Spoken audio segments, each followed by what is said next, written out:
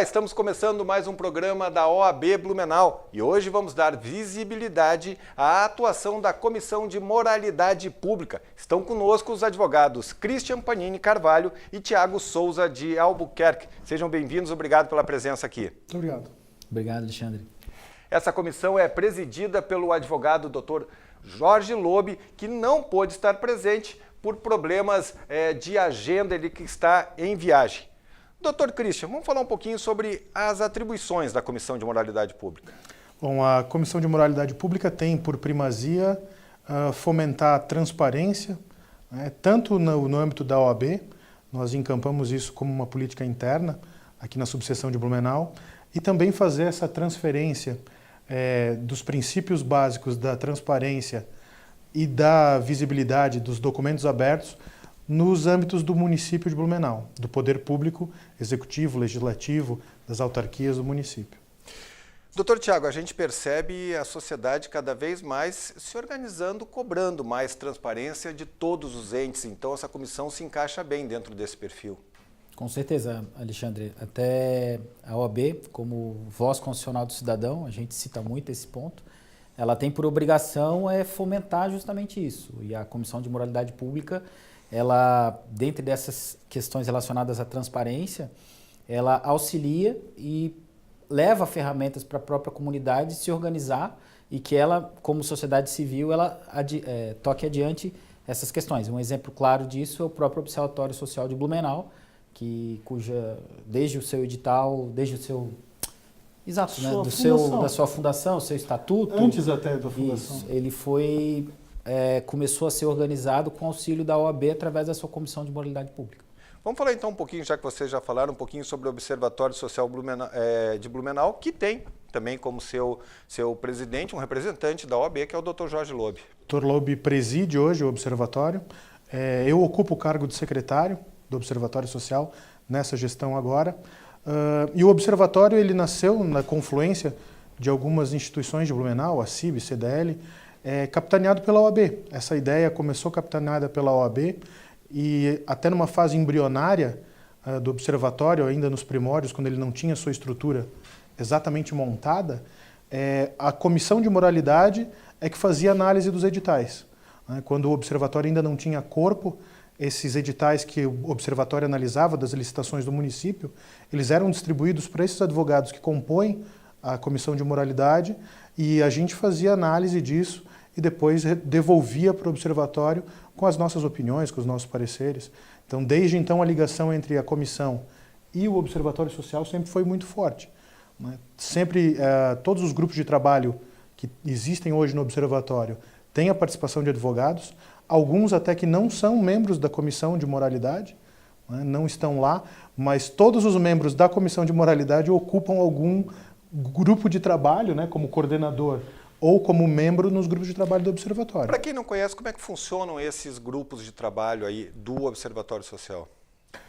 Bom, os grupos de trabalho eles são organizados por afinidades. Hoje nós temos lá o GT Obras, o GT Educação, o GT Saúde, o GT Logística, SAMAI e o Câmara Blumenauense, que fiscaliza cada um deles dentro dessas especialidades.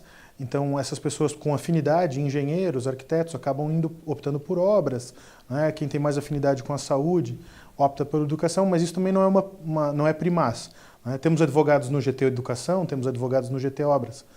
Eu, inclusive, componho como membro o grupo de GT Obras, o Dr. Tiago no GT SAMAI. Então, a atuação que acompanha as licitações, os andamentos das obras. Eu me lembro de um caso bastante emblemático, que foi a questão do material escolar, que não tinha uma qualidade devida, o material que foi enviado para a rede pública municipal de Blumenau. Ou seja, atua no controle, na fiscalização desses processos ligados ao poder público, em especial ao executivo, mas agora também ao legislativo. Em três pontas, como o Christian bem falou. Primeiro, nós começamos a analisar os editais de licitação.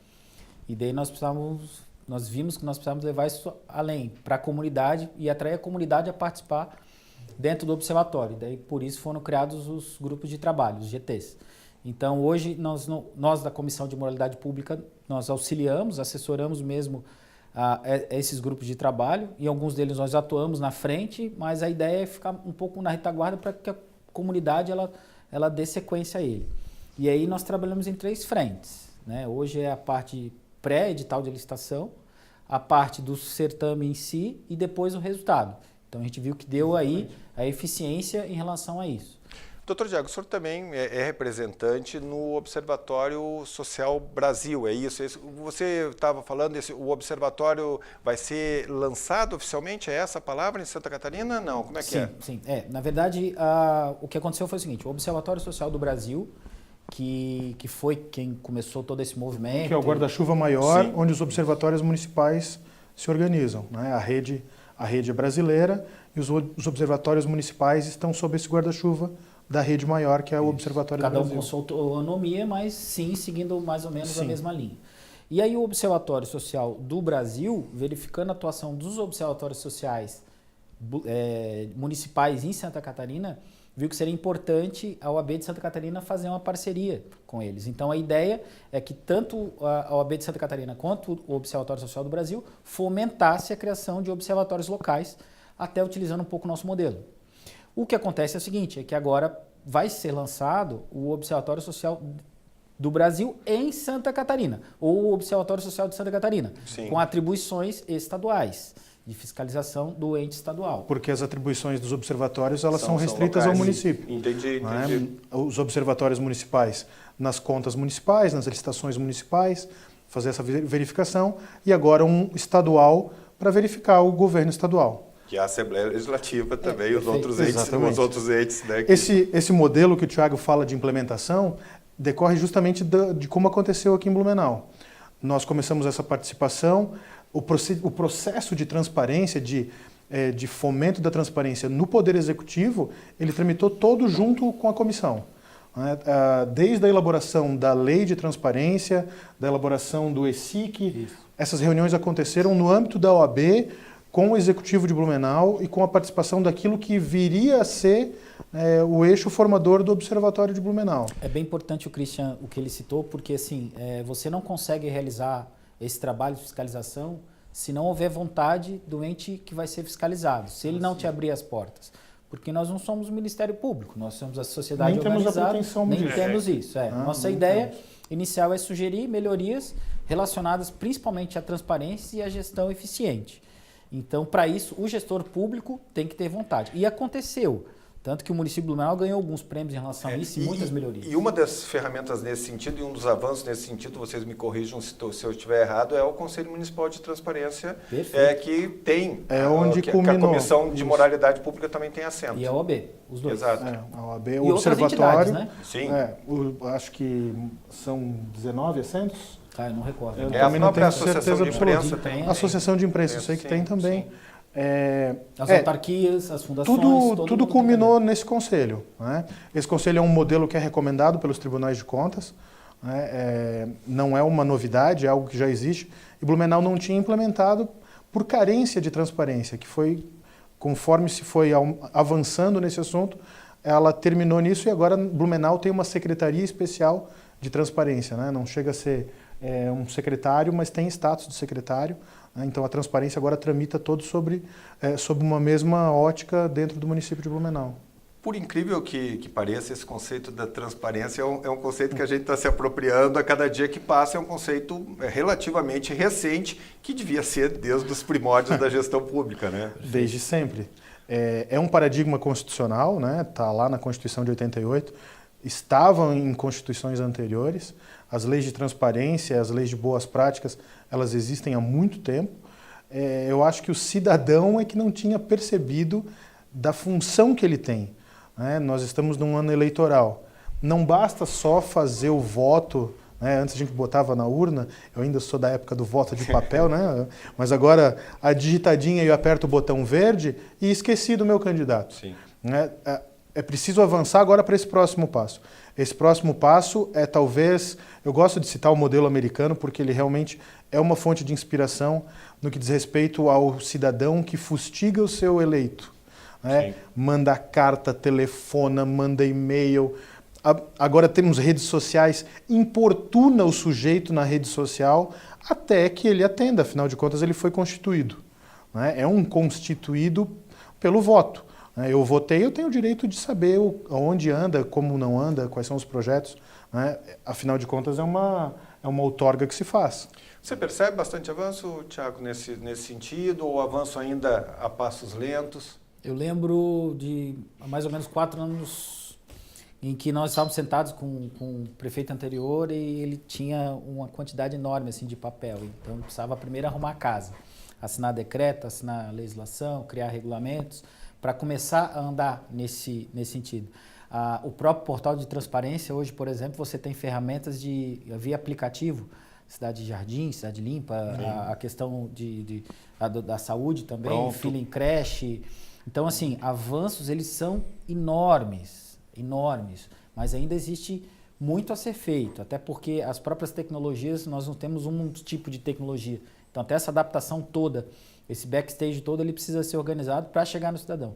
E aí a gente tem um problema muito sério, que é justamente a carência que o cidadão tem em conseguir, por exemplo, consultar palavras simples. Se a pessoa ela quer a questão da macadâmia. Eu lembro uma vez que nós fomos aqui entrevistados por uma pessoa, eu cheguei para a pessoa e perguntei assim, tá, e se você quiser, por exemplo, colocar uma camada de areia e brita, de pedra na cidade, se você digitar lá macadâmia, vai aparecer, porque é um regionalismo. Sim. Então você precisa pensar nessas questões. O portal, por exemplo, ele tem a questão do acesso ao cego, então é a acessibilidade também que o ente público precisa se preocupar. Ou seja, a ideia é que todo cidadão, de forma simples, consiga consultar. Entendi. Dr. Christian, rapidamente, recentemente, a OAB e o Observatório Social, a OAB também representada pela Comissão de Moralidade Pública, lançou a campanha Unidos contra a Corrupção. Explica um pouquinho para nós como é que as pessoas podem conhecer um pouquinho mais dessa campanha e participar. Bom, Unidos contra a Corrupção é um movimento nacional que é idealizado pelo Observatório Social do Brasil, pelo Transparência Internacional do Brasil e algumas outras entidades, propondo 70 medidas que estão alinhadas em 12 eixos de interesse com relação a combate à corrupção, melhora da transparência, punibilidade. Em parte baseado naquelas primeiras 10 medidas que o Ministério Público Federal havia alinhavado, mas com análise um pouco mais próxima da nossa realidade. Passou pelo crivo da OAB também, muitos advogados da OAB Conselho Federal, muitos advogados contribuíram para a adequação daquilo ao modelo de lei brasileiro. Então essas 10 medidas viraram 70 medidas que estão alinhadas em 12 eixos principais.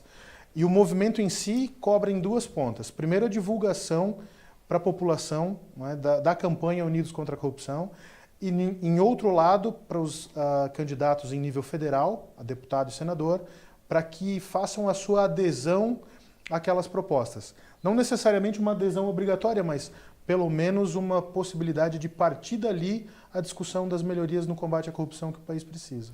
Maravilha, nós estamos encerrando aí os advogados que nos acompanharam nessas entrevistas, se interessam, principalmente os jovens advogados, querem se engajar, querem conhecer um pouco mais, como é que eles fazem para conhecer esse processo? Há um formulário para inscrição na Comissão de Moralidade na página da subseção de Blumenau. Automaticamente aquilo é encaminhado para os coordenadores da comissão. É só se inscrever lá. As reuniões elas não têm uma periodicidade muito intensa. Nós dividimos muitas coisas através de meio eletrônico, conversamos um com os outros, estabelecemos as nossas próximas metas de o que vamos realizar e pautamos o assunto e nos reunimos eventualmente para conclusões ou para novas deliberações. E seguindo o mesmo modelo, o próprio Observatório Social, né? Você acessa a página do Observatório Social, você pode se inscrever lá. Existem, inclusive, eventos de capacitação para que a própria população, de sensibilização, para que a própria população possa vir participar do Observatório Social. Então, não é só restrito a advogados. Então, todo a Comissão de Moralidade, advogados e o Observatório a qualquer cidadão interessado em fiscalizar Toda ajuda sempre é bem-vinda, tanto dos advogados colegas que queiram estar conosco na comissão, Perfeito. quanto quem quiser se aliar ao Observatório Social. Até para as pessoas se apropriarem também dessas ferramentas. Se nós não cobrarmos, ninguém vai cobrar pela gente. É verdade. Dr. Christian, Dr. Tiago, obrigado pelo esse bate-papo aqui. Eu que agradeço. Esse foi mais um programa da OAB Blumenau. Obrigado por ter nos acompanhado. Na próxima semana tem mais um programa aqui em destaque.